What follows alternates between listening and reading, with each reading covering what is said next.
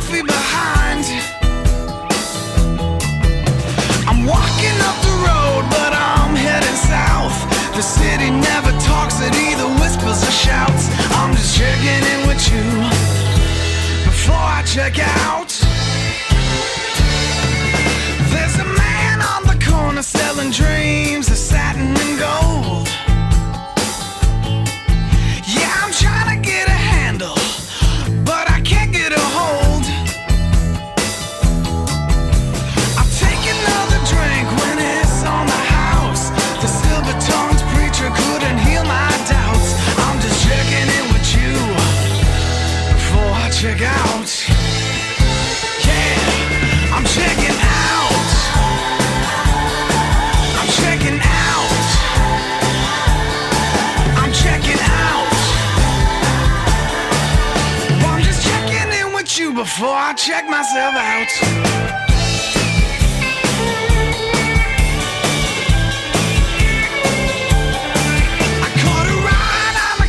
That was heading from east to west. I'm leaving this city with no forwarding address. Yeah, I had a bad taste that was in my mouth. It used to be good, but I had to spit it out. I'm just checking in with you before I check out. Yeah, I'm checking out. I'm checking out. I'm checking out, out. Yeah, I'm checking in with you before I check myself out.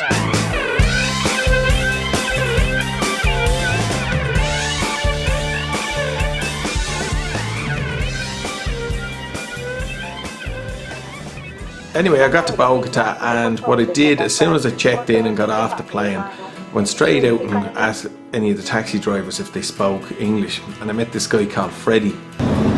Okay, we are off in the direction of Chirag. It's good. It's close. I think it's just somewhere here. It's key. It's in here, is it? It's in here. Yeah, that's it. Oi. And I explained to him what I wanted to do, and it was pretty straightforward. I wanted to go to customs, clear the bike, unpack the bike, drive the bike to BMW, leave it there to be serviced, and then for him to drop me to a hotel reasonably close by. And what I did was I agreed the price with him up front, and I says, irrespective if it takes 2 hours or 5 hours, I'm still going to give you $90. Step on complete. What's your amigo? Pink slip. It's mi amigo, John Freddy. Taxi Bogota. And Taxi Bogota, see. Alright, so we get this pink slip from Chirag. They actually had it waiting for me. They saw me coming and your one handed it out the door to me. I didn't even have to walk in for it. That's how slick these people are. Now, over the customs, hopefully they don't need to do any inspection. And then, hopefully they give me the paperwork. If they give me the paperwork, go back to Chirag, pick up the bike. And your man is gonna then drive me. He'll drive the car up to BMW. I'll follow him in the bike. Hopefully I get 2 new tyres, and then I'll get him to wait around for me, and then just I'll follow him to a hotel tonight. We rampaged through that process in about 2 hours. Just went into customs. They turned me around in 20 minutes with all the paperwork from Chirag. I'm not kidding you, they literally rushed me through. Like, the girl who was taking care of it, she couldn't have worked any faster. It was amazing. It's like she's on a tourist whack, giving it loads, just pumping it out, filling out forms of triplicate, carbon paper everywhere. It was amazing. And then we got to go back to Chirag. With any luck, I could have the bike in 20 minutes. Nah, maybe not 20 minutes, maybe half an hour. But alright, hopefully the bike is okay. This is Chirag's warehouse, man. It's intense. This is intense. It's intense. Alright, everything looks good.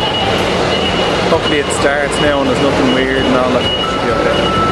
Back tyre is flat as fuck, so I'm going to have to pump it up. Hopefully my compressor doesn't trip out. Alright, this is going to be serious.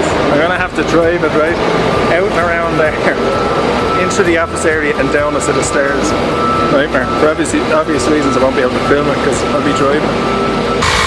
Okay, so just pumping up the bike with air.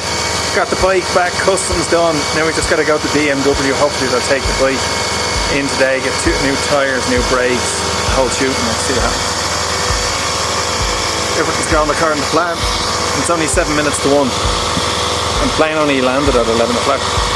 Amazing. And then I had to follow Freddie through Bogota traffic over to BMW. Just dropped the bike off at BMW there. They are fantastic. Real meticulous about what you want to get the bike done, what you want the tyres, pads, fluids, all that sort of stuff, you know. The guy in there was fantastic, spoke perfect English. It's an amazing place, this BMW in Bogota. It's like a fucking James Bond place, huge. But ever since I got off that plane, everything in Colombia has been amazing. And I'm still with John Freddy. Yes. Mi amigo in Colombia. I found myself then, you know, in the hotel, and I was just saying, it was hard for me to believe that it was only yesterday I was in Panama, and you know, I was on the Panama Canal and looking at boats, you know, going by, and then today I was in Bogota with everything that I completed that morning. I think it was really good that it was busy because it kept me mind off all the bullshit, you know. I decided to spend a day or two in Bogota, just instead of going a tour of the city and see what there was to see. I had been there before, and I'd kind of rushed out of it, so I kind of said to myself, look, you know, what are you rushing back for? You're here now, try and take a day or two to do it. So there's a fantastic mirador, kind of an area where you can overlook the city. Has fantastic views of the city, and you know, there's a lot of arts and crafts at the top of the hill, so that's really worth a day out. And then when I was done with that, I went off and I visited the museum, you know, in the city, and had a look around, and then kind of spent a day just hanging out in Bogota city, just watching the world go by, which is you know, it's a great way to spend some time in any city that you've never been before, because you can kind of get a feel for what it's like to live there.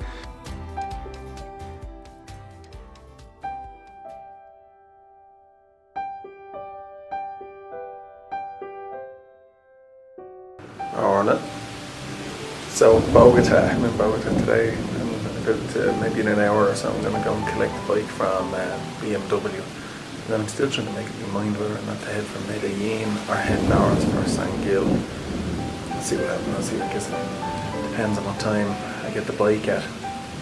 But for whatever reason today, I have no will to actually go anywhere. You know, that sort of way. I don't particularly want to go to Colombia. I don't particularly want to go travelling in Colombia, and I don't particularly want to go travelling in Venezuela either. Just because they're beautiful countries with beautiful people, but you know, the security situation is hassle. You're stopped by the cops every 10 fucking minutes when you're out on the road. But I'm just I don't even know why I'm going around Colombia again. For what? What? Because maybe I'll make a video about it. Probably won't. Nobody will end up watching it ever. So there must have fucking point. So on the third day, I got the same taxi driver to pick me up and bring me to BMW so I could collect the bike. That was good. I'm back with John. Hola. We're heading for, I'm gonna get some bike insurance, and then we're also I'm gonna go and collect my bike with BMW, you know. And then yo trabajo Medellin. Yes. Medellin. Es good. Mucho chica. Hoy Medellin. Hoy. 4 horas, ¿sí? Más o menos. En your machine, 5 horas. En auto, Sí. en my car, Sí. 8, 9 horas. En my car. ¿Para Medellín? Yes. En your machine, 5, 6, más o menos. Jesus. Medellín, kilómetros Medellín.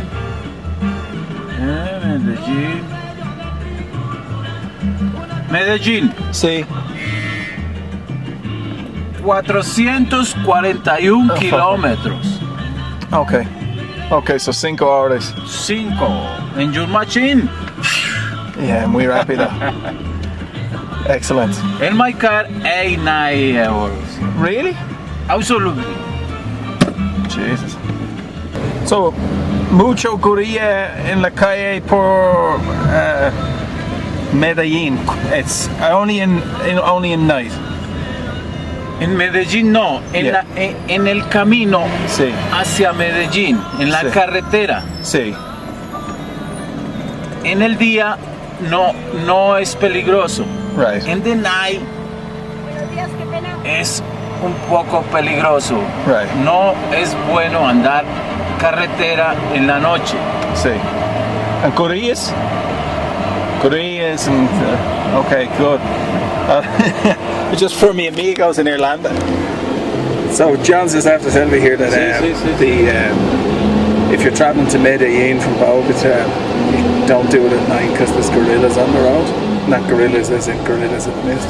Gorillas as in FARC, you know, the guns and all that sort of stuff. So I think I'll be hauling ass during the daytime hours, definitely. And I packed up all the stuff, shook hands with your man and got back on the road.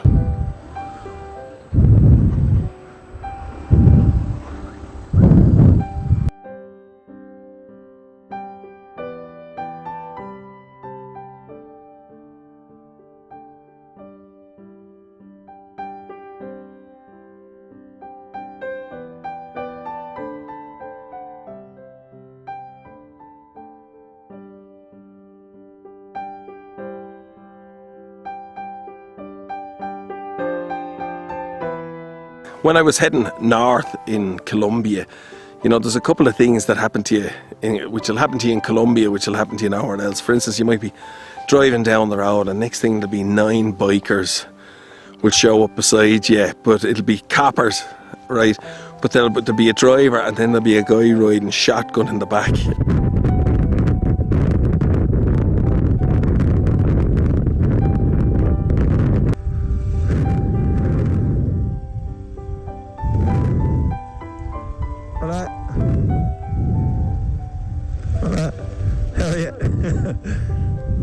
Muy bien.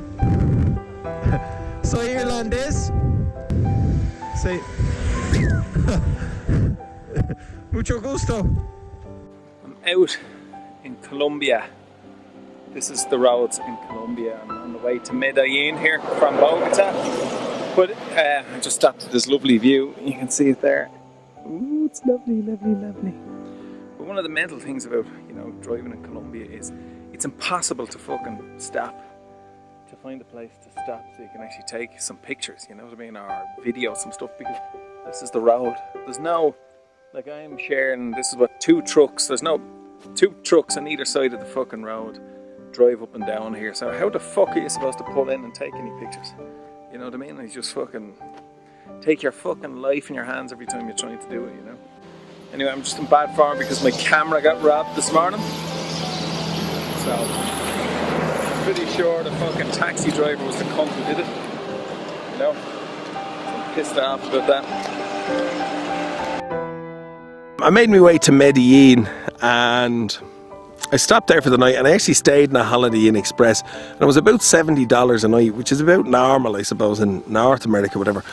But for that, in Medellin, you get to stay like on the 24th floor of this building with the most incredible view of the city. So I ended up staying there for 2 days and just said, well, sure, look, you're on your holidays now. You'll be going home now in a week or 2 or whatever it might be. So time to kind of treat yourself. Amigo, estacionamiento por la Holiday Inn Express aquí. Sí. ¿Tiene placa y se instala de aquí, sí o no? La placa, sí, aquí. Sí. Okay, gracias. Gracias. But while I was in Medellin, I went to see Pablo Escobar's grave. Pablo Escobar was only a wanker, but it was more because it was just something to do, to be honest. And I was kind of surprised at how well kept the gravesite was. You know, obviously some people in Colombia still view him as a bit of a hero or that kind of a Robin Hood character. But the taxi driver was very surprised that I wanted to go and see it, actually. But anyway, and I kind of spent a day or 2 just meandering around the town. Okay, really good reason why you shouldn't buy your tools when you're in South America. You should bring them with you. Like, that's the thingy. And look at it, it's just pure junk. It's thin as fuck. But look at all the junk. The oxidization on it and all the rust and all that sort of stuff. It's already on that. And this just came out new out of this little toolbox here.